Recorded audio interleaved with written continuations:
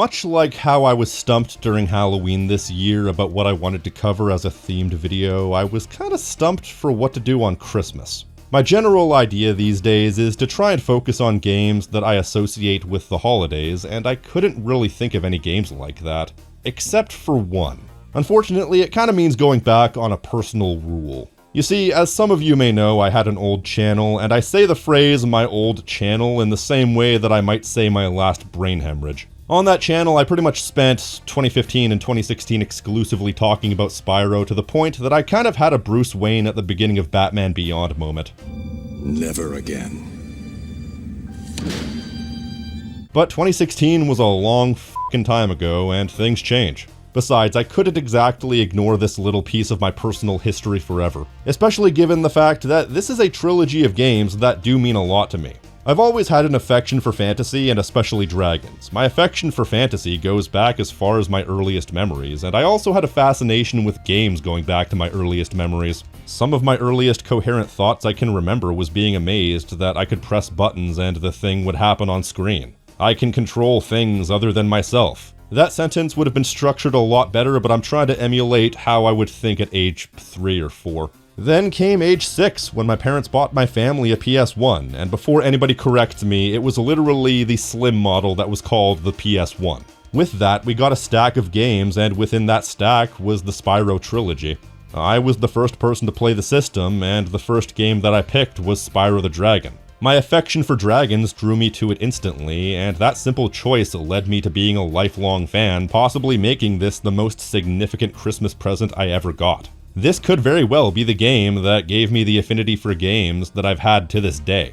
But I thought it would be weird to just cover that one game that I played on that fateful day, so I decided I might as well cover the entire trilogy. And no, I'm not playing the Reignited trilogy, I'm playing these games how I remember them. I am to be the way I am, and I would hate to be anything but, and I am unashamedly biased towards these games because it's impossible for me not to be. And as such, I do have issues with the Reignited trilogy. So enough pleasantries, let's get into it.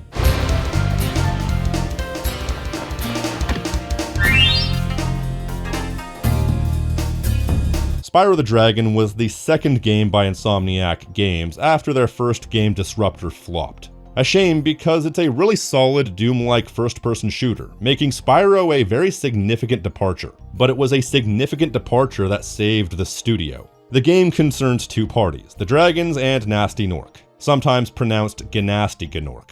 You get a sense for the game's irreverent sense of humor when the framing device is a TV interview by the Dragons about how great things are going.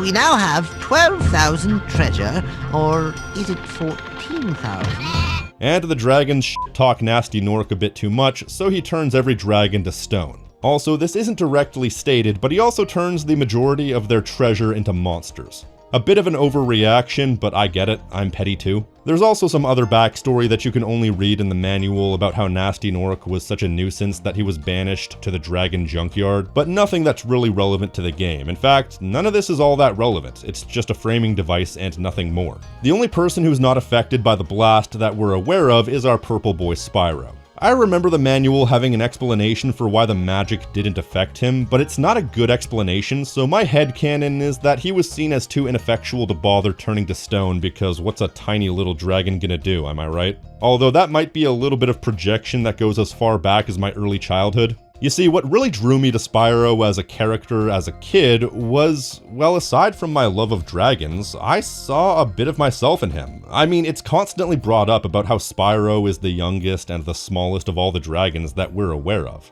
I am the youngest of far too many siblings, and I'm not gonna lie, growing up I had a chip on my shoulder a mile wide over that fact and how I was perceived by others. It sucked, in all honesty, and that's why Spyro was such a hero to me. Because he provided catharsis by proxy. His short stature was a constant plot point, and he's constantly defying the odds by the people who underestimate him. I remember mentioning that fact as far back as like 2012, but I never really internalized that that's what drew me to the series all those years ago. Although it doesn't quite explain why I took this series as seriously as I did for a time, to the point where there was a time when I genuinely believed that The Legend of Spyro ruined my childhood. But what can I say? Kids are stupid. Also, I wanted to bring up another anecdote before I get back to the main bulk of the video. Speaking of when I was a kid, and I'm talking like 6, 7, 8 years old, I used to imagine myself going on adventures with Spyro. I imagine I'm not alone in that as far as imagining yourself going on adventures with your favorite fictional characters. I was talking to a friend of mine about this. He was a big Ben 10 fan growing up and said that as a kid he actually imagined himself as Ben 10 rather than being friends with him. I think that speaks to the different desires that kids have. Maybe they fantasize about things that they're missing. My friend wanted power and influence, meanwhile I just wanted to have a friend. But either way, the story is really utterly simple. There is one piece of intrigue with the fact that several of the dragons you rescue throughout the game have to be rescued again in the final world, implying that they all tried to go after Gnasty Gnorc and were defeated. And seeing as you have a character interaction almost every time you free a dragon, Spyro's personality is really on display a lot of the time, and he comes across as very headstrong and sassy, which is quite appealing, and it injects this game with a degree of personality you really didn't see that much back then. You've learned a lot since you were a young glider. Yeah, well, you could have found an easier spot to get stuck. Keep up the good work, and I know you'll fulfill your destiny. Destiny? I just want to kick some— Just toast those enemies and collect the treasure. I always believed in you, Spyro. You gotta believe! Wait a minute, was that a Parappa reference? Anyways, Spyro's personality is expertly brought across by veteran voice actor Carlos Alazraqui, and the other dragons are played by a host of other voice actors, including Clancy Brown. So yeah, there's a lot of personality to this game, but ultimately none of it really matters that much. What matters is the game itself. Spyro the Dragon is a collectathon, and that's all you really need to know. If you don't like collecting things for extended periods of time in various levels, then you're not gonna like this game. That's actually something I've had to reconcile in recent years, and by recent years I mean like 10 years ago, is the fact that games like this just aren't for everyone. Hell, games like this are barely for me anymore. For example, I tried playing Ty the Tasmanian Tiger one time several years back, and I found myself bored out of my mind. I think the thing is, you need to have a constant string of audiovisual stimuli to keep the players engaged. And Ty the Tasmanian Tiger had levels that were far too big with far too little in them. Meanwhile, Spyro's levels are big without being absurd. But I think what puts it above the rest and allows me to enjoy the games even to this day is the multi-tiered collection. You have the primary collectible, which is the dragon statues in this case. They're very spread out, and there are only a few per level, so it's a special occurrence to find one. Meanwhile, the secondary collectibles bridge the gap between the primary collectibles, those being the gems. Most levels are lousy with gems, so much so you're almost constantly collecting them, and that gives you a sense of progress being made that bridges the gap and gives you audiovisual stimulation between the big accomplishments of the primary collectibles. That's what makes this game, and indeed the entire trilogy, work for me. You're never not accomplishing something, so even while the things you're accomplishing are rather mindless in a sense, it's a constant drip feed of progress, thereby a constant drip feed of dopamine.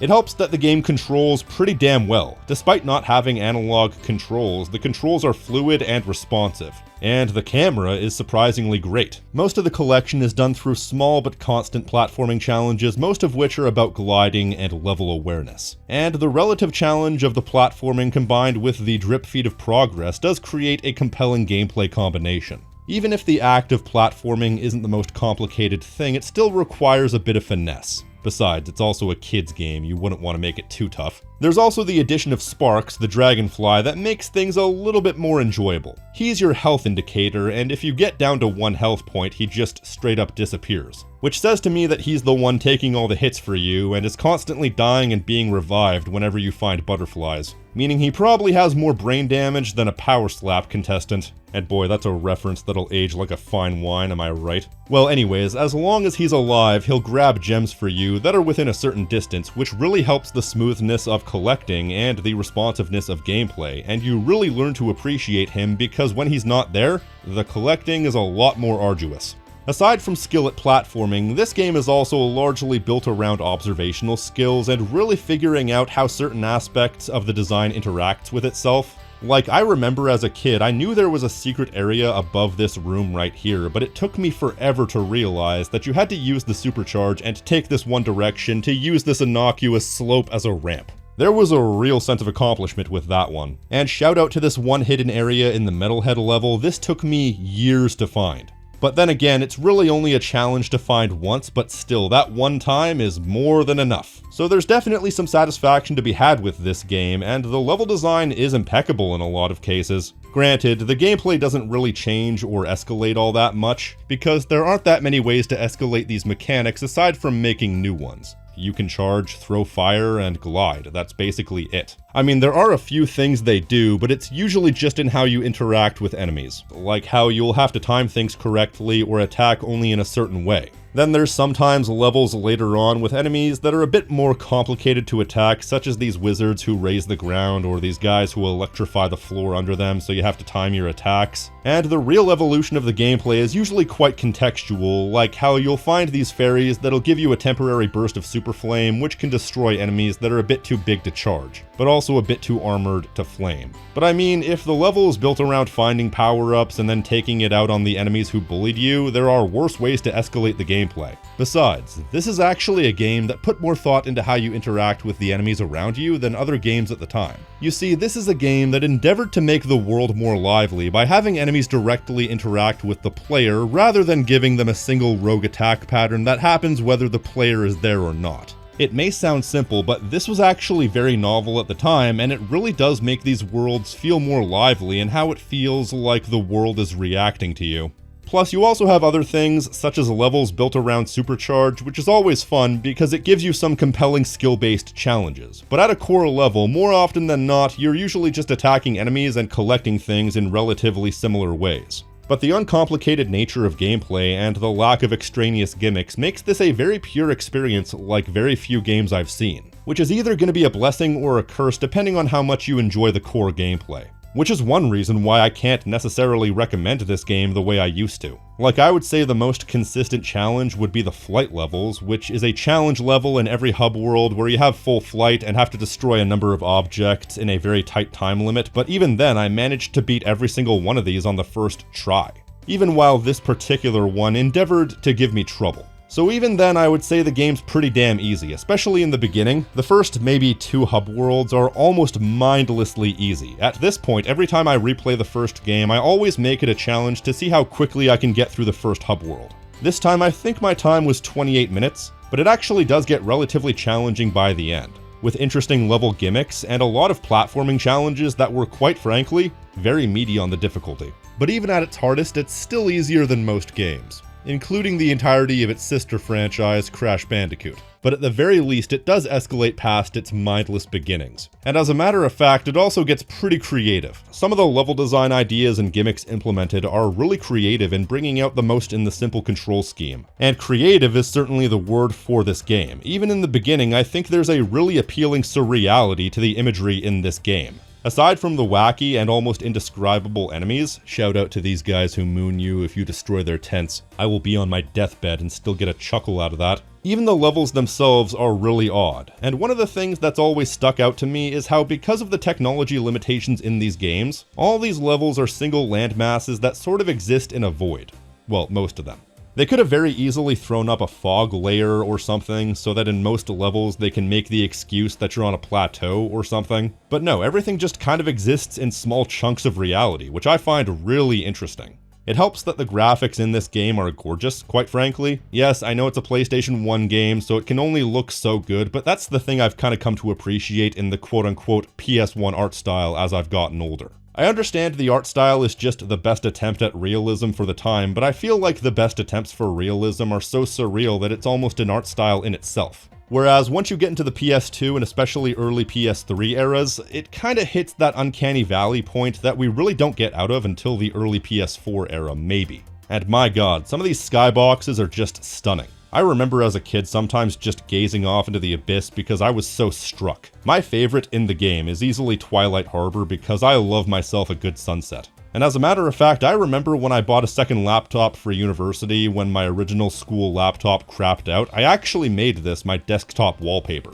But the practice of not having fog for most of the levels is actually something that really benefits the game. Obviously, loading the entire level would be too taxing, so this is one of the first, if not the first game that I know of to use mip mapping to increase draw distance. Mip mapping is the practice of having models with multiple levels of texture detail that changes depending on how far away you are from the object. Aside from giving the game a unique look, it also benefits the gameplay. By eliminating fog, it means that the collection is easier because gems will always twinkle in the distance regardless of how far away they are. And so if you're ever stumped on where to go, all you need to do is look around. That wouldn't have been possible if they put a fog layer up. Hence why the few levels where they do put a fog layer up, I would assume for ambiance, the levels suffer as a result. Though I will acquiesce to the fact that my observational skill isn't what it used to be, and so when I'm hunting around the level to find like 1 or 2 gems I missed, man, that always sucks. As for the imagery, this game really does get weirder and weirder as it goes along, culminating with a 5th hub world, the Dreamweavers, which is a fever dream if there ever was one. Most people would agree that this is the best part of the game, and it's hard to disagree because it's when the gameplay challenge is at its best, the level gimmicks are at their most creative, and when the imagery is most surreal. But even then, I would say a lot of the early worlds have their charm as well. I love the mood in each of these worlds in particular. While there certainly is a lack of connectivity between the worlds, they're just brimming with unique atmosphere. From the serenity of the artisan homeworld, to the aggressiveness of the peacekeepers, to the mysticism of the magic crafters, to the grunginess of the beast makers, to the aforementioned surreality of the Dreamweavers. But I think what does a lot of the heavy lifting as far as the atmosphere in this game, and indeed the trilogy, is the soundtrack. Famously, the soundtrack is composed by drummer of the band The Police, Stuart Copeland. They pay me for this. Now, I'm not too familiar with The Police, but I've seen interviews with Stuart Copeland, and he seems like he has such a good mind for music and composition. I'd imagine that Sting is the member that most people are familiar with, but I kinda wonder what fans of The Police think about Mr. Copeland. But either way, the soundtrack in this game is fantastic. And it's also very distinctive. I remember back in like 2015 or something, I used to go to this retro game shop that would always have video game music playing in the background, and I specifically remember hearing a track from this game. I didn't know specifically which one it was. I think it might have been one of the flight levels, but something about the composition and the style made me instantly recognize it as something from this game. But either way, the specific atmosphere carried by these tracks is so thick you could cut it with a knife.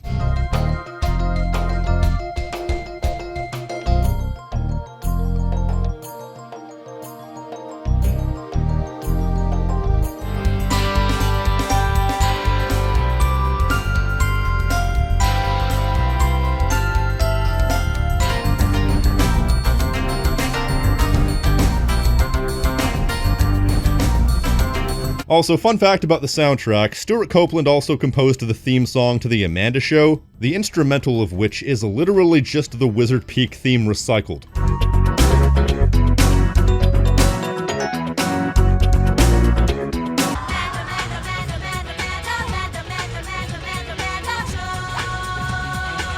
So yeah, this game has a good escalation, good imagination, a simple gameplay loop that keeps you engaged if you're into that sort of thing. While I think this game is a bit too repetitive and a bit too safe, so it doesn't really reach the heights of the sequels, it doesn't reach the lows either. It's pretty much consistently good all the way through, and as a matter of fact, I might even go as far as to say that for what it is and what it sets out to do, it's an almost perfect game, with the exception of a few things. Like the notorious Treetops level, the thing about Treetops is it requires you to do pretty intricate sequences of charging and gliding in order to reach specific areas, but the problem is, one mistake has you plummeting into the abyss. And in theory, this level is only hard until you memorize the sequences, and if you fail enough times, there are these hooded dudes that will guide you to the correct path. But this level was always a bugbear for me. The threat of instant death really made this a frustrating experience, and considering there's another level earlier into the game which prevents you from falling into the abyss, I think they chose the wrong level to put that mechanic in. Still, much like a lot of things, Treetops isn't as bad as I remember because now that I'm older, I can remember the sequences after a little trial and error, but it's a pretty significant first-timer, second-timer, third-timer, etc. trap, depending on how long it takes you to memorize it. So Treetops can be rendered rather moot, but one thing that can't necessarily be rendered moot are the boss fights. If you can even call them that. There's one for each world, and they're completely ineffectual most of the time. The first boss is a sheep on stilts masquerading as a pumpkin-headed monster called Toasty. And the only challenge here are the dogs that require 2 flame breaths to kill rather than 1. The second boss fight, Dr. Shemp, is probably the toughest in the game because you have to hit him 3 times, and for every time you hit him, he has a new attack pattern. But once you figure out that attack and can hit him in the ass with proper timing, he's fairly ineffectual. Blowhard is also fairly ineffectual because his lightning attacks only move in a straight line, and usually you can get your hit in before he has a chance to hit you once. On a side note, whenever I play this game, I always make sure to stand outside the Blowhard portal and wait for Spyro's idle animation to have him turn around.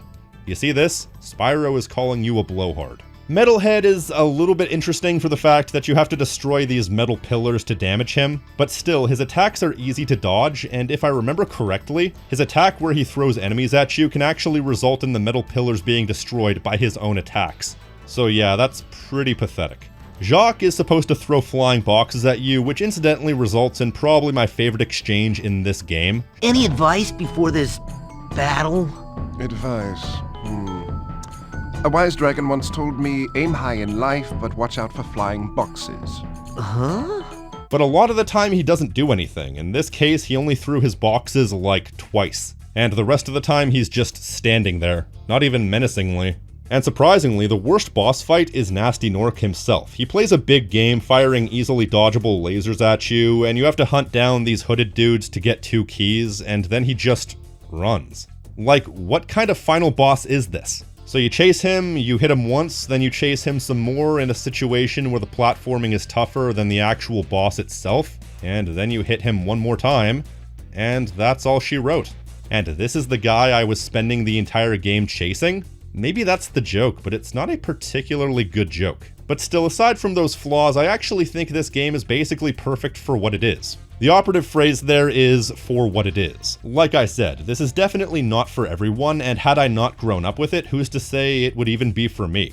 But if you like platforming and collectibles, this is about as pure as collectathons get. And if I could describe this game in a word, it would be zen. That's the word that keeps coming to mind, zen. It's the type of game that doesn't give you a lot of mental load, and so you can just zone out while playing it, casually collecting everything and getting through the levels. And it's all such a comfy experience. It's the video game equivalent of putting on a nice woolly sweater.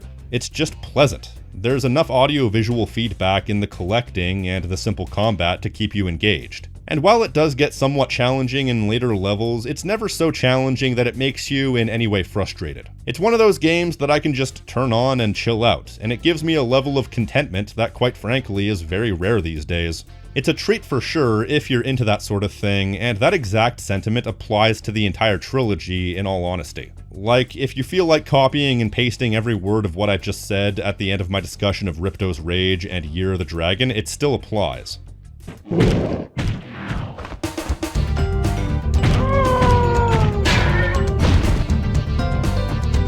Speaking of, the next year, 1999, we got the second game in the trilogy, Ripto's Rage, which I've always thought was a bit of a weird name, but at least it's better than the European name Gateway to Glimmer, which is really just a reference to how you get to Avalar, the setting of the game at the beginning of the game, which would be like calling God of War 2018 March to Midgard, or Red Dead Redemption Boat to Blackwater. Now, Ripto's Rage is often considered the best game in the trilogy to the point that it's one of those opinions that a lot of people just don't even bother questioning. It's like, oh yeah, that's the one everyone likes. Personally, I've actually grown to think it's the worst in the original trilogy, and when taking all the games in the entire series, including the Legend games, into account, I think it might place number 4. The reasons for that are numerous. The first would actually be the story, surprisingly, and I'm not saying these games need to have a grand operatic story. The first and third games are exactly as good as they need to be in a lot of ways. Meanwhile, this one is not. Now, this game has a much higher story focus than the previous game, not only having several more story cutscenes, but every individual level also has its own self-contained story, established with an opening and closing cutscene. The increased focus means increased scrutiny, and despite literally being the titular character, Ripto is a terrible villain to the point where I question to this day how he was the one who became the iconic villain in the series. First off, they pay a lot of lip service to how powerful and intimidating he is, but he's very rarely treated seriously. His very first cutscene plays him off like a joke. Then throughout the rest of the game, he has maybe one example of being mildly intimidating, and even that's a stretch. He was only intimidating because of the bombs he got from Moneybags. So I don't know what they're so afraid of, especially because he's shorter than most of them, but they're instantly terrified of him the moment he shows up. Say hello to your new king. Professor, shut it down! Hurry! Like what?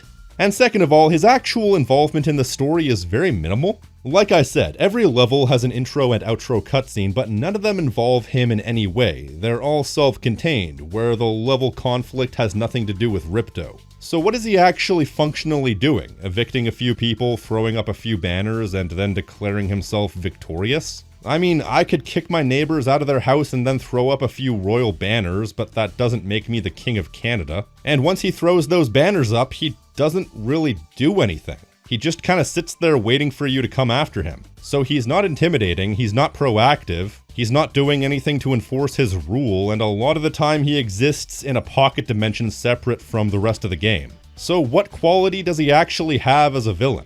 Now, there were some beta cutscenes that were leaked several years ago depicting level-based stories that involved Ripto in a much more proactive way than he was in the final game, and I don't know why they weren't used.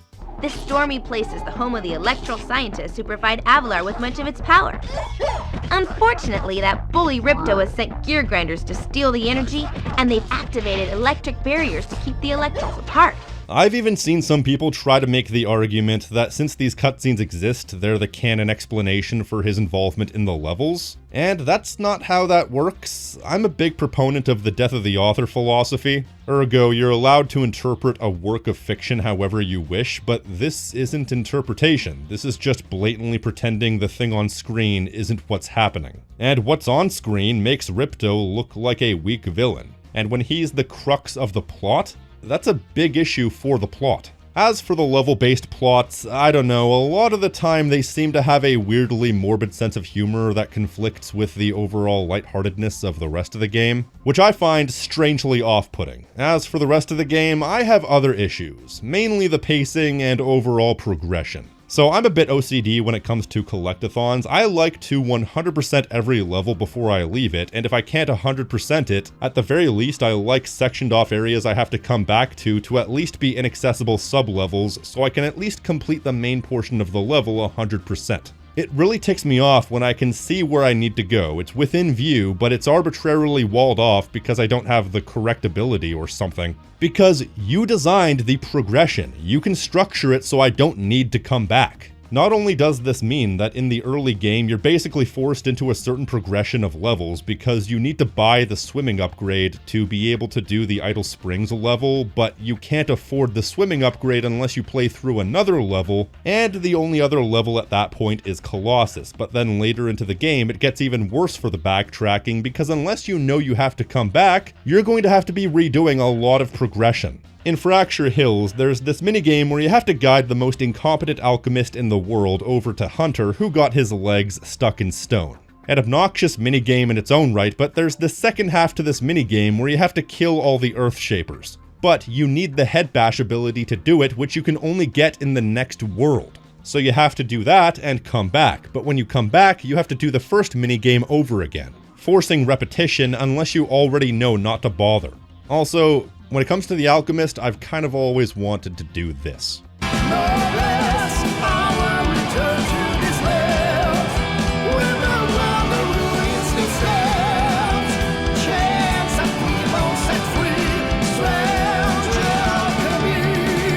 Then in Shady Oasis, there's this minigame that requires the head bash, but the minigame also requires you to have the power gate for the level unlocked, which requires you to kill a certain amount of enemies. So you have to traipse all around the level, killing a bunch of enemies before you can do the thing you came back to do, which is about as arbitrary as repetition gets. I decided that aside from the talisman, I didn't even want to bother with these levels, so I went out of my way not to collect any treasure at all from these levels and just raced to the end. That way I could come back when I had the correct abilities to do the level properly. There are other levels with similar progression where you would need to backtrack because you needed certain abilities to complete the level, but you're also able to exploit the game to avoid it. Like for example, the very first level, Glimmer. That's a case where you technically need the ladder climbing ability, but you can 100% the level on the first go by exploiting the game's mechanics, but you shouldn't need to do that. It's completely arbitrary. That's just how it's always been is not a good enough reason.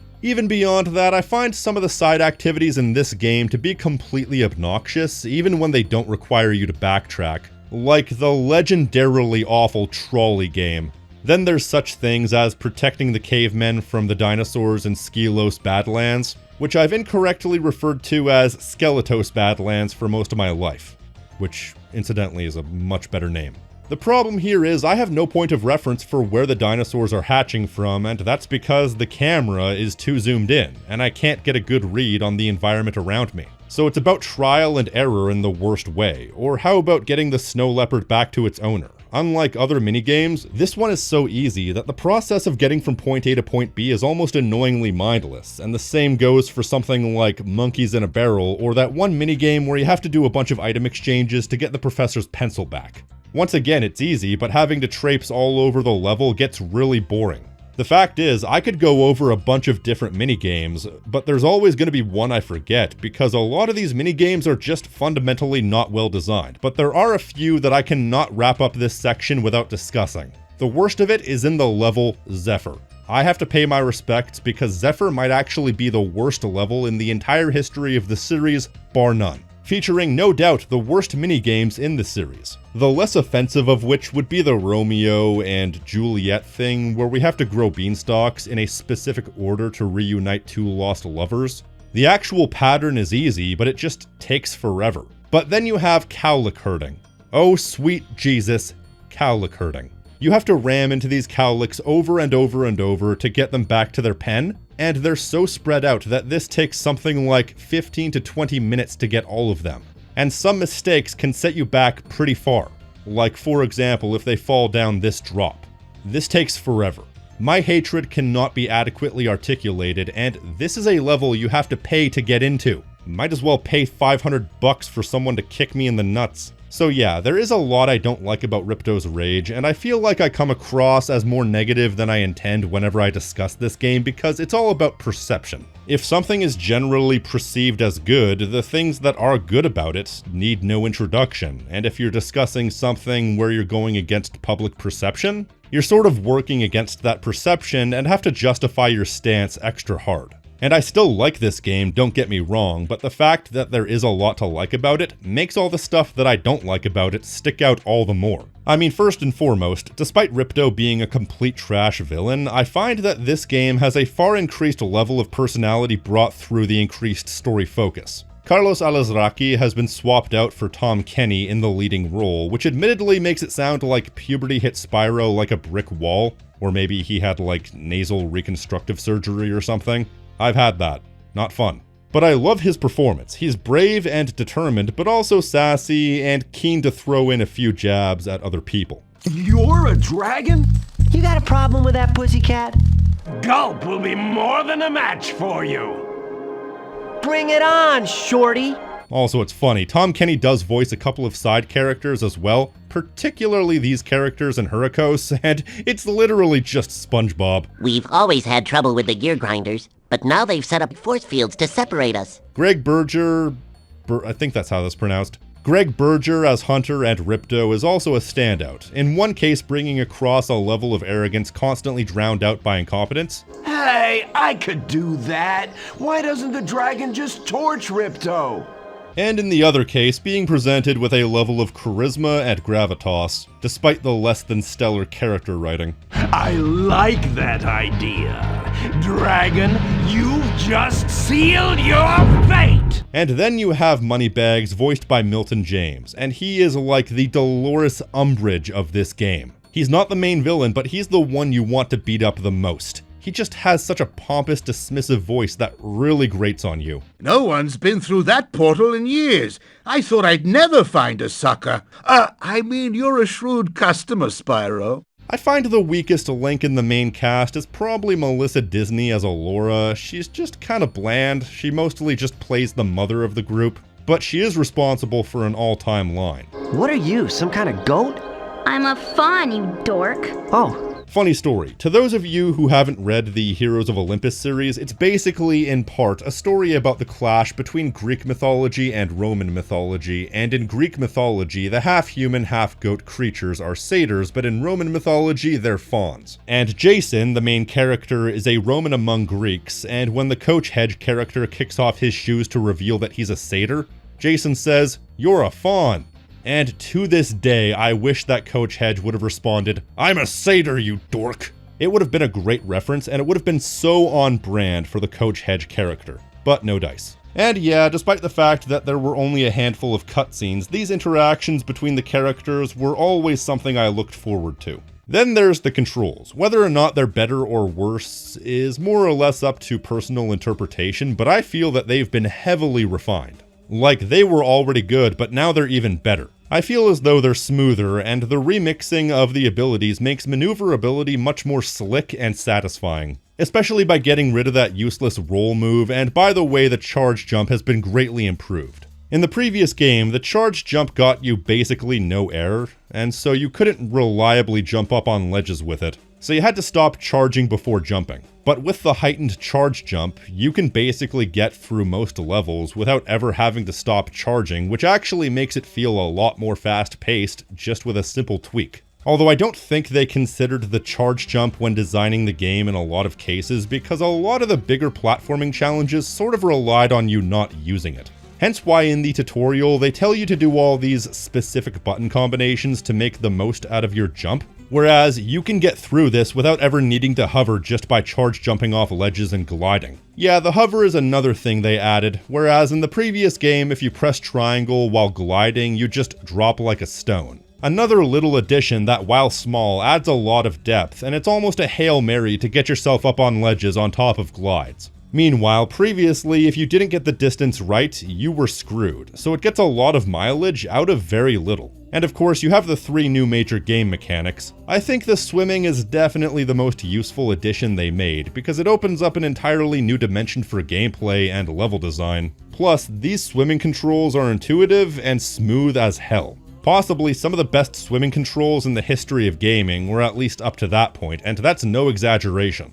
Then there's the head bash, which does have some usefulness in gameplay. It's a little contextual, but at the very least, there are ways to build level design around it if you're creative. Meanwhile, then there's the second upgrade, the ladder climbing, which is as contextual as it gets. It's slow and it's very one-dimensional, so aside from like one moment in the magma cone level, it's never really utilized in any interesting way. In any of these games, as a matter of fact, the one instance where it was used in an interesting way was strangely enough in Enter the Dragonfly. Yeah, the one everyone hates. Though to be clear, I think the hate for that game is way overblown. It's still a perfectly well-designed Spyro game that carries the spirit of the original trilogy. Yes, it has a severe lack of polish, but that's never prevented me from enjoying it. I mean, people always bring up the swimming in the air glitch, but I've never been able to make that glitch work in Enter the Dragonfly. Meanwhile, I've activated that by accident multiple times through the years playing Ripto's Rage. Though, in fairness, I've played through Ripto's Rage significantly more than I've played through Enter the Dragonfly. As a kid, I think I must have replayed this game like 10 or 12 times, which in fairness isn't a hell of a lot in the grand scheme of things, but that puts it up there as being one of my most replayed games of all time. And I've played it enough times to find so many dumb little quirks, like 2 separate areas where you can go beyond the boundaries of the game. But either way, this game plays great, and they really kicked up the collectathon gameplay this time around. The main collectibles this time around are talismans and orbs. The talismans are necessary to get through the first 2 hub worlds and are gifted to you at the end of every level. Then the orbs, which are done through the mini-games and by getting to the end of every level in the 3rd hub world, and they're used to fight the final boss. I may have waxed poetic about how bad the mini-games in Ripto's Rage are, but rest assured there are a lot of good mini-games as well. My favorite is probably hockey. It's simple, but it's fun to just duke out the goalie and put one in the back of the net. I'm also very fond of any segment that includes free flight. Those are always fun. That includes the speedways, which are the new and improved flight levels, renamed because now you can use the supercharge. And there are plenty of orb segments that are technically minigames, but are also done in regular gameplay, like those chases in Mystic Marsh, that one pseudo-stealth segment where you have to sneak into the secret agent's clubhouse, which doesn't have a roof, so I don't know what kind of clubhouse this is supposed to be. Or possibly the runner-up of being my favorite, that one instance of having to collect 8 bones to reform this skeleton. If only because, as much as I cringe at the dance he does at the end, it's charming as hell.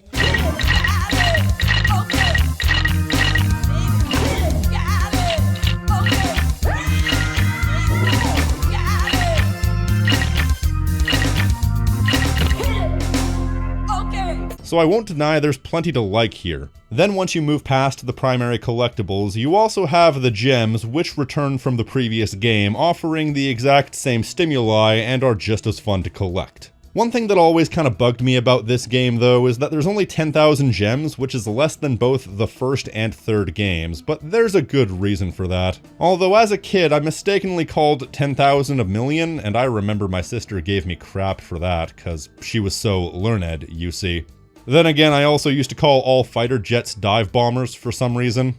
Kids are stupid. And even if there are less gems, they make it easier to collect them this time around with a mechanic I can take or leave. This game introduces a feature that you have to know about to play around with, but it makes the game much less of a scavenger hunt when you're down to the last few gems in a level. If you hold down all 4 back buttons, sparks will point to the nearest gem. Very useful. Meanwhile, Spyro 3 has this as well, but as an upgrade, which some may take issue with, but if it really means that much to you, depending on which version you have, you can use a cheat to get the upgrades early. So it's not that big of a deal. Meanwhile, the biggest change this time around is the addition of the tertiary collectibles. Enemies drop spirit particles instead of gems, which is why there are less gems overall. Spirit particles in large numbers activate the level's power gate, which gives you some sort of temporary upgrade. And every level has one. Some of them are a little bit more shoehorned, but it's a fun novelty that makes killing enemies necessary, but it also means that you don't have to hunt down every single enemy for 100% completion.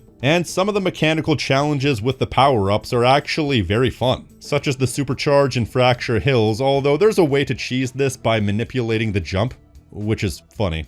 And you know, Superfly, Superflame, it's all fun to use. As a matter of fact, this game is also the only game in the trilogy to have a true New Game Plus. If you complete this game to 100% completion, you get permanent Superflame, which is a bit lame at that point because there's nothing to use it on. But if you start a new game immediately after, you get Superflame for the entire game, and it is nothing short of magical to hunt down and annihilate every single enemy and every single challenge with it. Though that's probably still not my favorite aspect of the game. My favorite aspect of the game are these boss fights, which are infinity billion times better than last time. First of all, by being actual boss fights. With Crush, you have to attack him between major attack sequences, and the sequences get longer and harder to avoid as it goes along. Then there's Gulp, and let me just say that Gulp isn't the hardest boss in the world, but the skill point for this boss fight, and all boss fights in the game, is to get through without taking a single hit. And I don't know how someone is supposed to do that. I'm sure some speedrunners are laughing at me for saying that, but it's a good thing I don't take their opinion seriously. Basically, you have to use one of 3 separate weapons to attack Gulp. But he also has the ability to use those weapons against you if he gets to them first. And that's on top of the attacks that he already has. Gulp is definitely the hardest boss, and weirdly, they do a fake-out Ripto death at the end of this boss fight for some reason. But of course he's not dead, and you have to fight him in the end. And Ripto is definitely the best boss fight. It's everything a boss fight should be. It utilizes established mechanics really cleverly, it has multiple escalating stages, and the final stage is even in a pit of lava, and if that's not escalation, I don't know what is. And finally putting Ripto in his place at the bottom of a lava pit? Ha! That's great. Though I remember thinking it was weird back in the day when Ripto didn't even struggle as he was sinking into the lava. But these days I realize it's probably because he was dead before he ever hit the lava. That shit will bake you inside out before you even touch it. And you know what really sells this boss fight? The music. It sounds epic, and even includes a hint of opera, which is always a good way to enhance a boss fight.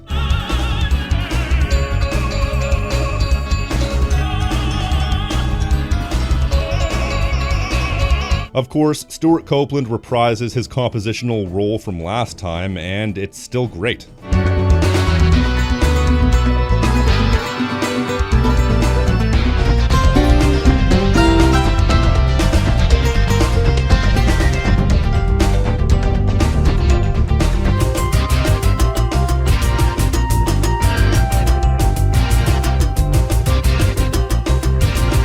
but I will say I feel his tracks are slightly less distinctive this time around. I could immediately recognize the Spyro 1 tracks as Spyro 1 tracks, but I can't distinguish the tracks of this game from the third game, or even the fourth game without really thinking about it. But they still have a quality all their own. With the exception of the hub world themes, which go for atmosphere over compositional quality, which I'm not a fan of.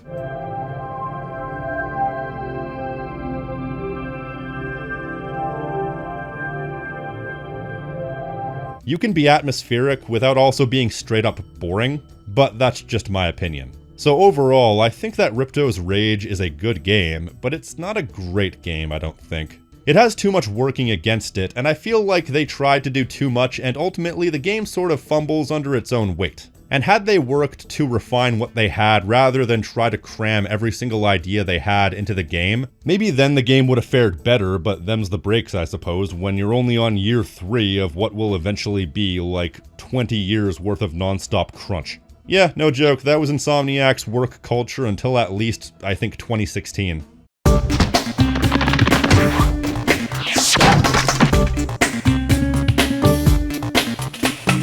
Meanwhile, I think Spyro 3 is the best game in the trilogy, and was in fact one of my favorite games, if not my favorite game, for a pretty significant chunk of my life. I'm not sure if I would say that now, though. These days I don't tend to put that much stock in the whole favorite game of all time thing, because once you get to the top 5%, what makes one better than the other? And I guess it's tough to say whether or not I still consider this game in the running for my favorite game of all time. Because would I rather play this game over things like Infamous 2, Twisted Metal Black, God of War 3, Legend of Dragoon, Resident Evil 4, etc.? I'm not so sure. I feel as though something can be one of the most significant games in your life, maybe even the one you hold closest to your heart, without necessarily being your favorite, because I think quality can take many forms. So I don't know where I would rank this game among my favorite games of all time anymore. But I don't think it really matters, to be honest. It's funny though, I didn't like this game all that much at one point in my life, that point being when I first played it. Because when we first got the PlayStation, on Christmas Day I played Spyro the Dragon, then I think a day or two later I tried out Spyro 3 because one of my siblings had tried out Spyro 2. And it's a bit shocking seeing the vast gulf in presentation between the first game and the third game. We kind of take that for granted these days, but Spyro 1 compared to the other two games are vastly different experiences. And as a result, I did not like this game at first, and then at some point, I don't know when, it kind of grew on me, like, a lot over the following years. So, why do I think this is the best game in the trilogy? Well, first of all, I think the story of Spyro 3 is the best in the trilogy by default, because it has the increased story focus of the second game, minus the pre-level cutscenes, while also actually having a villain worth a damn with a plan that actually makes sense. So basically, there's this feraligator-looking woman simply named the Sorceress, who's based out of this place called the Forgotten Worlds, a place where the dragons used to live and where magic used to run rampant, but the dragons were banished and the magic gradually faded away, without which the Sorceress will eventually die. So she has her minions go to the dragon realm on the other side of the planet and steal all the dragon eggs, with which they can bring the dragons back and bring the magic back. Or at least that's the first explanation. Dragon eggs were a thing in the first game, but were just another collectible. This time they're the main event. Spyro is the only one small enough to fit down the holes the minions came out of, so he's the only hope of bringing the dragon children back. My first question is, though, if there are 150 dragon eggs, where are all the female dragons? In the entire trilogy, we never see a single dragon speak with a female voice. Are they just off screen, or are they like praying mantises where they die the moment they lay their eggs? Anyways, the eggs have all been hidden away in the various levels within the Forgotten Worlds, so Spyro and friends won't find them, and all these levels are also populated with the Sorceress's minions called Rhinox, tasked with stopping Spyro and friends. Okay, so that makes sense. The individual level stories are all reasonable because they're all taken over by the Rhinox at the request of the Sorceress. So her influence is felt all over the game world even while she's not present, and the overall story makes sense for why they steal the eggs. The A-plot of the Sorceress stealing the eggs is in sync with the various B-plots, which are the individual level stories. Hell, even if she didn't steal the eggs, the Sorceress is at various points shown to be oppressing the local populace in these lands. In all honesty, the explanation of trying to bring back magic to the Forgotten Worlds is seemingly a completely reasonable motivation. So reasonable that Hunter even suggests that he could convince the dragons to come back. So reasonable, in fact, that a susceptible person may believe it. Hence Bianca, the sorceress's apprentice, who pushes this game over the top of being easily the most well-presented plot in the trilogy because she has something that no other character in the trilogy has, an actual character arc. From the beginning, you can tell that she's a little bit apprehensive about this whole thing because while she buys into the reasons for what she's doing, she's not necessarily into it. Eliminate him. Kill him?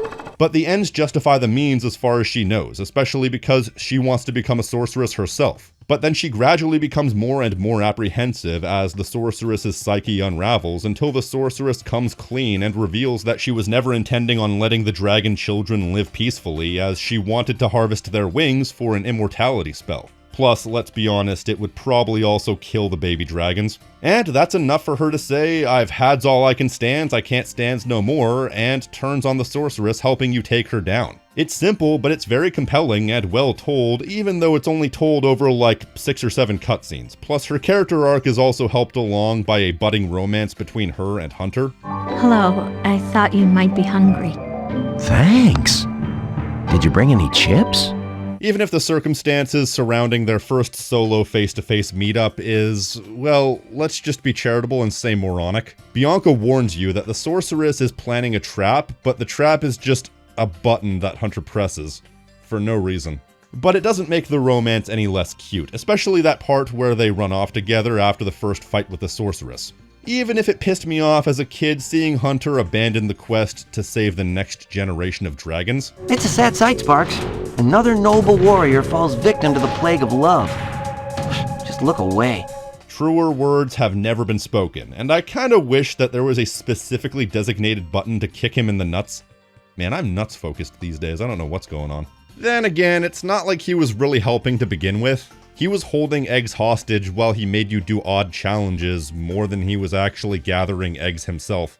Though speaking of them running off together, it's supposed to be a secret from Spyro, but like, all the side characters are in on the secret, despite the fact that a lot of those side characters were captured by the sorceress while Bianca was still working for her. So like, why do they suddenly trust her? Even Allura is in on the secret.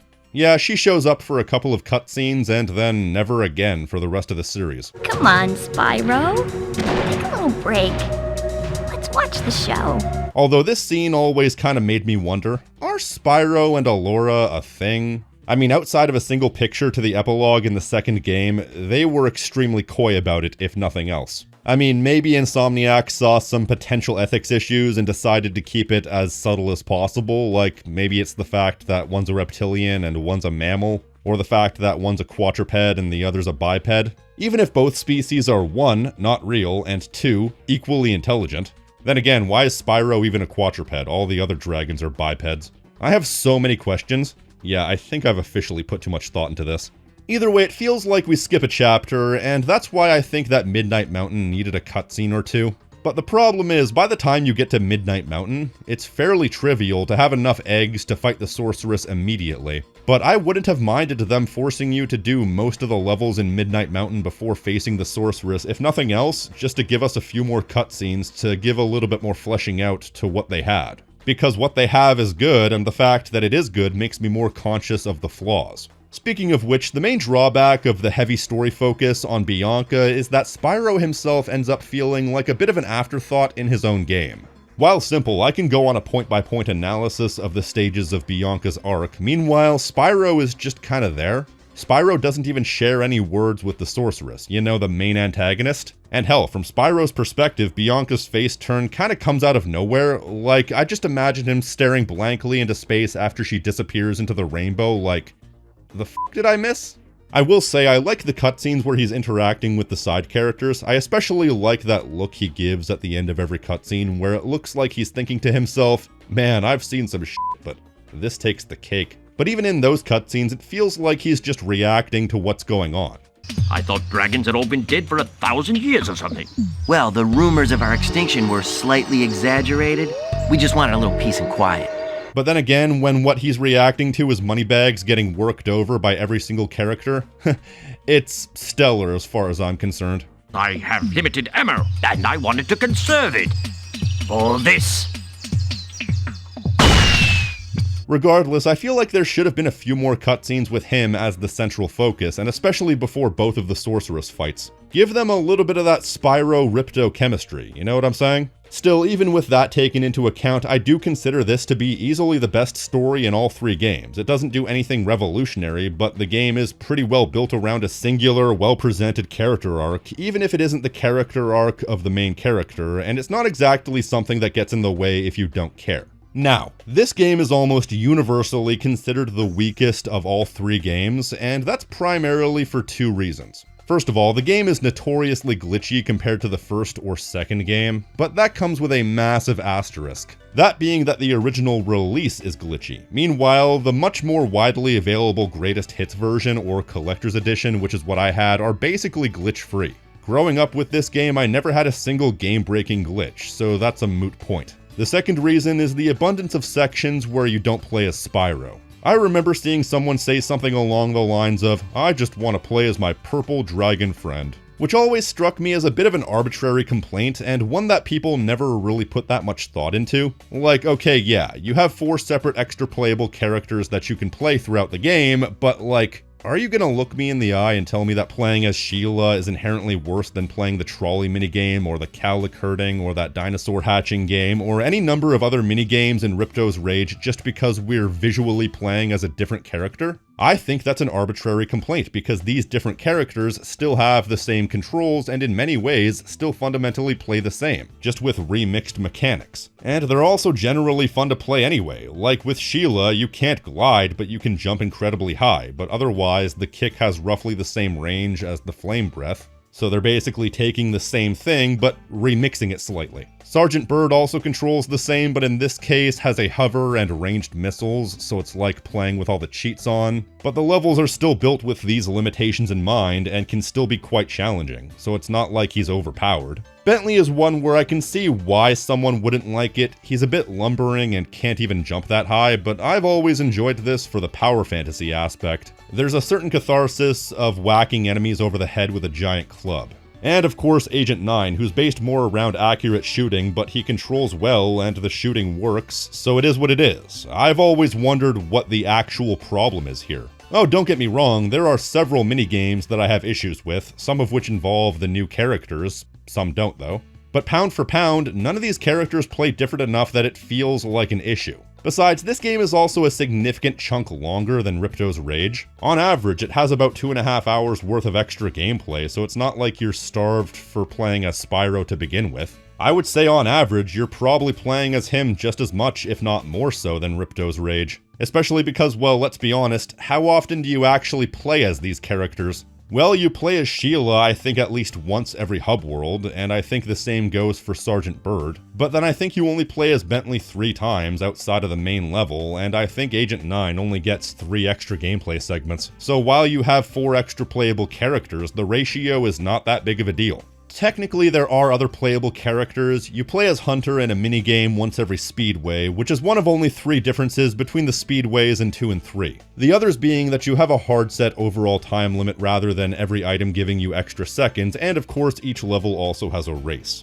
The races are tough, but there's also dynamic difficulty scaling that you can use a cheat to alter. But the result of the dynamic difficulty scaling is that if you lose enough times, the game will get easier. But either way, these Hunter minigames are the same as the vehicle segments in the second game. You're only visually not playing as the main character. I'd say the biggest routine departure from the gameplay are the Sparks segments. I will admit, there is a novelty to playing as Sparks in these games. I remember thinking about wanting to play as Sparks before I ever encountered these levels. And yeah, they're not great. They're overhead shooters where there's no ability to move and shoot in different directions. This really should have been a twin-stick shooter. And I also don't think they realized that the first weapon power-up you get is the most overpowered in the game. This rapid-fire spread shot is only supposed to be used to take out a large crowd, but if you get right up in a boss's grill, you have 300 rapid-fire bullets that you can put right into it, which puts down almost every boss in a second. But yeah, for me these days, the novelty of playing as Sparx isn't outweighed by how mediocre these levels are.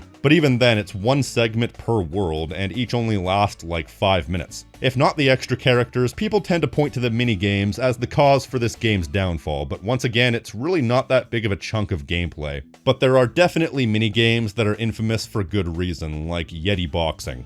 Infamously difficult with overly quick and perceptive AI. Not fun at all, but here's what you do.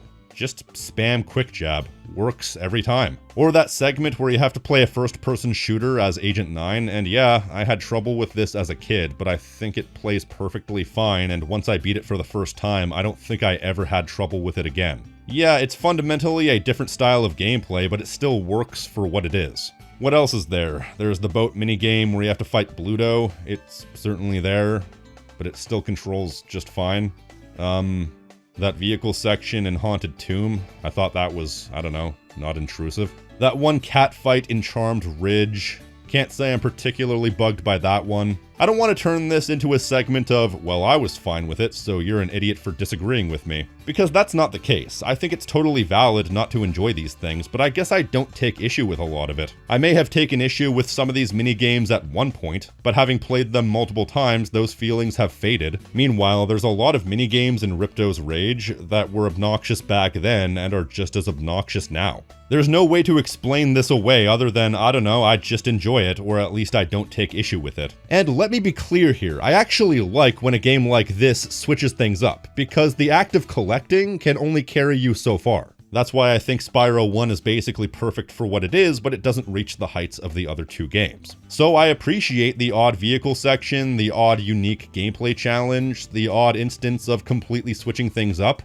I like that. I just don't like it when the switch up is completely terrible. And I think the good far outweighs the bad. For every Charmed Ridge scavenger hunt, you have 3 cat hockey games, slides, random level boss fights, and skateboarding sections. The one thing in the game that I will agree with popular sentiment on is Yeti boxing, and even that I can reliably beat the first time every time now. And let me just say, I don't care what anybody says, skateboarding in this game is awesome. Always enjoyed it. It's a little bit vapid mechanically, but the momentum is surprisingly excellent, and I love the simple trick system and the clever level layouts. Plus, a lot of what this game offers sort of feels like aspects of Ripto's Rage, but with more refined design. Like how getting this guy's dog, for example, is very similar to that one minigame in Ripto's Rage where you have to get the snow leopard. But in this case, you have to use a ball throwing mechanic in order to solve a couple of quick but clever puzzles to get the dog back to its owner. Or that one minigame where we have to keep a figure skater safe with hockey players attacking her, which feels very similar to that section in Ripto's Rage where we have to save the cavemen from the dinosaurs, except in this case the camera is zoomed out so you can see more of the level layout and can react accordingly. But because it's on ice, it also gives you a bit of a handicap to compensate for the better camera. Cat hockey, in my opinion, is an even better version of regular hockey because it has the increased challenge of having to freeze the cats first before shoving them in the goal, and the increased amount of cats on the ice makes it feel a lot more chaotic. I know that I'm comparing Year of the Dragon to Ripto's Rage quite a bit, but it's really hard not to, considering that there's not a lot that Year of the Dragon brings to the table that Ripto's Rage didn't already have, but that's okay. Taking something that was already good and making it better is something that's totally valid as long as the formula is still fresh. But there's no doubt in my mind that they were definitely running out of ideas by this point, so it was probably a good thing that this was their last game because they really threw everything at the wall. With that said, however, what does this game offer in the main gameplay that the other two games didn't? Honestly, not a whole hell of a lot. I would say the controls are basically identical to Ripto's Rage, and even still has the exact same charge jump exploit. For me, it really comes down to the fact that Spyro 3 has the same gameplay engine, but also has what I feel is the best level layouts, the best level theming, the best creativity, etc, etc, etc, in the whole trilogy. First of all, for most of these levels, you can do them all in one shot, no bones about it. There are situations where there are sectioned off sub-levels that you can't do until later, only once you unlock certain characters, but I'm fine with that, because I'm fine with knowing that I've done everything I can and everything else is behind a walled gate. Even if I do sometimes need to come back, I also don't mind, because getting back into the swing of things is quick and easy. No need to re-kill all the same enemies or do the same minigames over again, so it flows a lot better. Plus, the level design is designed really well for coming back if you need to. Almost every level is donut-shaped, so getting right back to the end of the level from the beginning is easy. The level gimmicks are also stepped up a lot. Like, there's one level where you have Ice Breath, the aforementioned level where you can play a large chunk of it as Sergeant Bird flying around, another level where you can swim in the acid, another level where all the water is lousy with piranhas making it hazardous to jump in, even if you totally can, and as a matter of fact, it's quite easy to avoid moneybags in this level as well. Yeah, he's back. As a matter of fact, his voice actor has also been changed, this time played by Neil Ross, who's even better than Milton James. Ah, Spyro, I love your sweet naivete. Your kind-hearted nature might be your downfall someday, but for the time being, it's making me rich. If pompousness could generate electricity, this dude could single-handedly power the entire eastern seaboard. Although in this case, when you get to the point in the game where you get the money back from him, this time you get to kick his ass. Oh, this is so satisfying. Especially because he's threatening to sell a dragon egg. Ha! Not on my watch, you son of a bitch.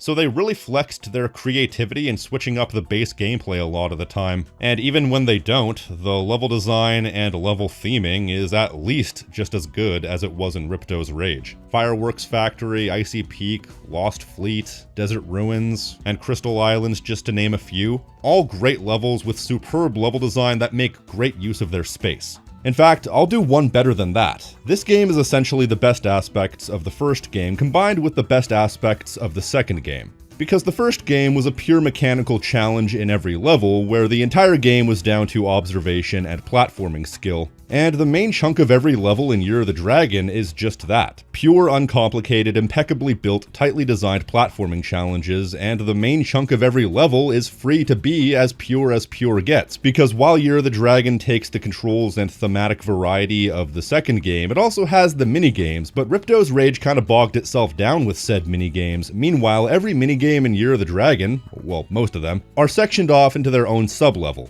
where instead of having to integrate gameplay into the established level design, they can build entire chunks of the level to accentuate the qualities of the minigame. If Zephyr had a completely sectioned off level specifically for cowlick herding, it probably would have been better because at least then it probably wouldn't have been so spread out. So it means that most, if not all, the individual minigames are specifically put into a position to be able to have the positives accentuated, and the minigames don't step on the toes of the main level. So the pure, pristine quality of the collectathon gameplay in the main level can go completely uninterrupted. Best of both worlds. Plus, they really upped the collection game with 150 main collectibles and 15,000 gems to get before the super bonus round. There are some levels where you can collect upwards of something like 700 gems in one go, which makes this game feel bigger and grander, especially in that last level. Much like the first game with Nasty Nork, this entire game builds up to this grand finale of going to the Sorceress's treasure trove, and immediately you're just bombarded with hundreds of gems. And you can't tell me that you didn't have a smile on your face when that happened. All the more worth it because they built up to it. All three of these games have a final bonus level. I like Nork's Treasure. It's fun that they gave you a level with tons of gems with free flight that's still challenging. But Ripto's Rage dropped the ball in this regard because Dragon Shores is a bit of a lame carnival where your overall reward is just a cutscene viewer. Nah, the super bonus round takes it, being a great level that explores a bunch of the game's gimmicks and pays off the game with a bang. And as for the eggs, I absolutely adore these little guys. Every time an egg hatches, the baby dragon does a little routine showing off a bit of personality. And it's one of those cases where they didn't need to do that. They could have just had the egg pop out of existence the moment you touched it, but they went above and beyond, and I really appreciate that. It's like the dragon statues from the first game, but more succinct, and definitely has more production value than the orbs from the second game. But one thing that I think is definitely vastly improved that doesn't need a comparison is the music. I think this is some of Stuart Copeland's best composition. There are many tracks in this game that I will regularly listen to. Frozen Altars and Icy Peak have absolutely fantastic tracks that have the same upbeat energy that a snow day has.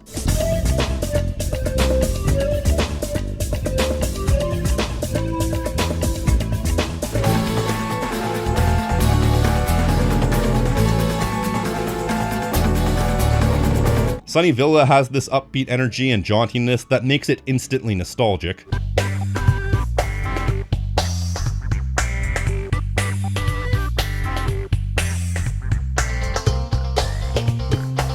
The hub world themes somehow convey the time of day through their music. Midnight Mountain is a little bit zany and a little bit mischievous, while Evening Lake is a bit more calming and uplifting, giving you the feeling of kicking off your shoes after a long day. Midday Gardens is upbeat and funky, and then Sunrise Springs is quick and energetic, like getting up in the morning and having your first cup of coffee. It's all great.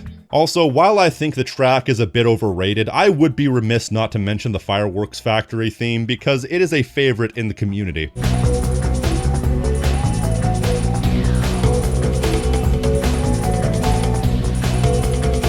But the peak for me is Buzz's Dungeon. I'd say all the boss themes in this game hit pretty hard, well, except for maybe the two Sorceress themes, but Buzz's Dungeon is on another level. It is without a doubt my favorite track in the entire trilogy.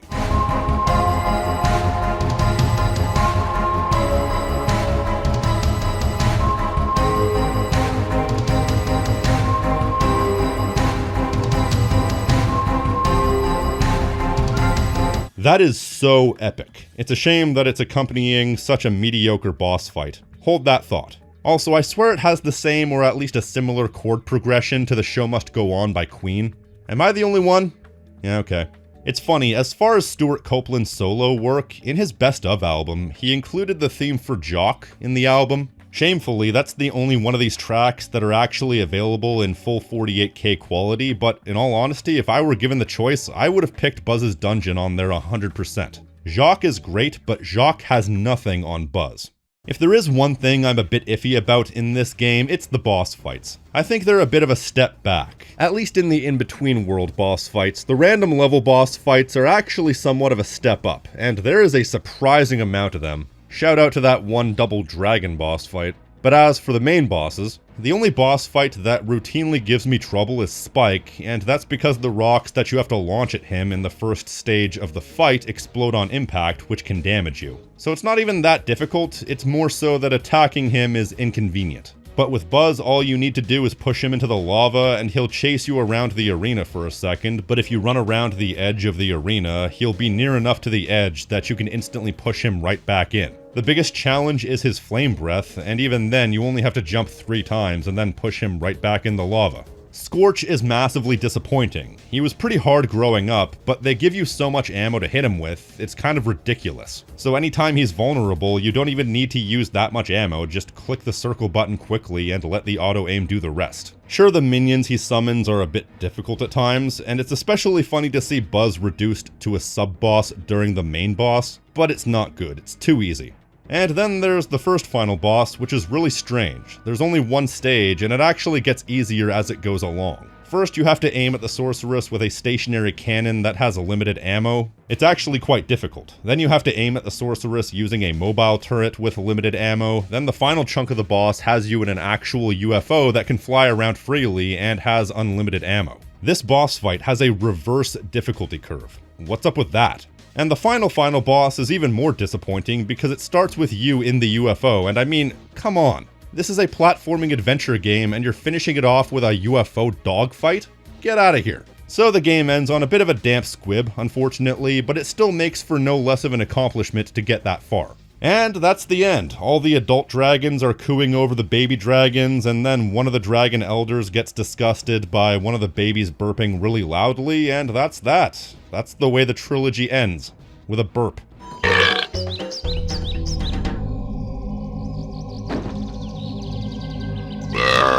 And I mean, there are less fitting ways to end it, although technically it doesn't end with that. In the second and third games, you have what's called skill points, a common thing in Insomniac's catalog going forward, and doing these skill points unlocks you the epilogue, which are always funny, but man, this one always makes me a bit emotional because they knew they were moving on, so this is sort of Insomniac's goodbye to the franchise and to the audience as they move on to an uncertain future.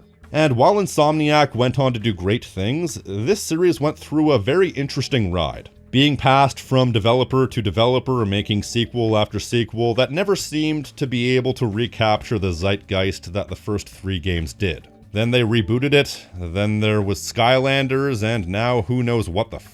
Even still, I do rate Year of the Dragon as the best game in the trilogy. If I were to summarize it in a single sentence, it's all the good of Ripto's rage with very little of the bad. Sure, it has some bad of its own, but I think much of that bad is completely overblown, and when you actually take this game as a whole, it's the more solid experience. Creativity, level design, minigames, collectibles, you name it. That's just my opinion. But as far as how you rank these games, you could arrange these games in any order and I wouldn't necessarily argue, at least no more than I already have. I mean, I don't really have any emotional investment in the argument, considering the fact that this is pretty much the one platformer franchise I still enjoy, despite not really enjoying platformers anymore. So maybe I'm just not the right demographic for this sort of thing. Yeah, you may remember a few years ago that I expressed how I wasn't really into platformers anymore, and after thinking about it for a while, I realized what it was. I think it's because the entire genre is lodged in a 60-foot comfort zone. You see, these days, I like games that challenge me gameplay and story-wise. Meanwhile, I feel like the platformer genre, and especially the 3D platformer genre, is caught in this permanent state of emotional arrested development, where with very few exceptions, the entire genre attempts to be nothing more than unchallenging and wholesome. Hell, a lot of games are built entirely on reminding you of other games. I remember seeing that game Clive and Wrench and thinking, boy, that sure does remind me of other games. I'm not saying that's a bad thing, nor am I saying anyone's wrong for preferring it that way. To quote Jim Cornette, for the people who like that sort of thing, that's the sort of thing those people like. Personally, these days, I just prefer games that challenge me on multiple levels rather than being designed to put me in a contented mind space and nothing else. That's why I appreciate games like A Hat in Time, because that's a game that appears to be a nostalgia bait 3D platformer, but then comes out swinging with a ton of interesting ideas and a surprisingly dark sense of humor. But otherwise, I feel like I'm philosophically incompatible with the platformer genre as a whole, at least as it traditionally was, because I want more out of games than what the genre generally offers. I'm not a fan of 3D platformers, I'm a fan of a small handful of franchises, and the rest of the genre just doesn't do anything for me. But that begs the question, why is this the exception? Why can't I quit this series even if I wanted to? In all honesty, that is a good-ass question. I guess there's something to be said about a genre that doesn't push any envelopes and seeks only to remind me of something versus being the thing I actually remember. I don't need any games to remind me of Spyro when I can just play the genuine article, because the feelings that these games invoke are non-replicable, because it is something that's so specific to me. I can't replicate that feeling with other games because the emotions these games give me aren't because of anything tangible that you can extract and put into another game. A lot of other games in the platforming genre just don't do anything for me as a result, and I really don't hold any reverence for them, except maybe Ratchet & Clank, but that's a series that was kind of spoiled for me, but let's not get into that. These games hold a special place in my heart, and they do put me in that contented, comfortable mindset because they're just a pleasant experience. So I guess it's a case of why should I plant the acorn when the oak tree is right here? And I can't properly express how much these games do mean to me. I mean, hell, I'm not gonna lie, I remember expressing feelings of nostalgia for Spyro 3 at the age of 9, despite the fact that I didn't even know what nostalgia was. It wasn't even the fact that I was looking back on the good times, because those times were the good times. And in all honesty, I feel like I hit upon something earlier when I mentioned the idea of getting out of these games what we're missing in life. Because looking back, it was never necessarily about the gameplay, because hey, I played a hell of a lot of Crash Team Racing as well, but I never really considered myself invested in the world or the characters of Crash Bandicoot. Because is there anything to get invested in?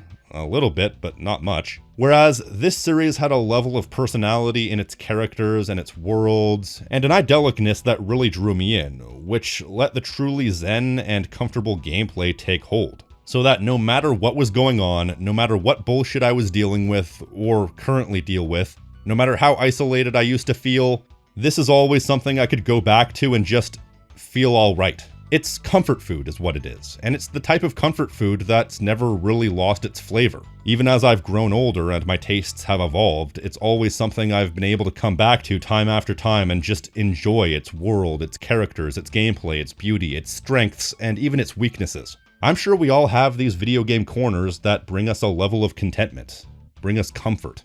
And it's going to be unique for everyone, and that's why I can never view these games truly objectively, because what they mean to me is so unique to me. As I'm sure there are games that are uniquely meaningful to a lot of other people, and what these games mean to me is, well, everything. These games mean everything to me, and that's why I can never quit this series, even if I wanted to. Merry Christmas, everyone.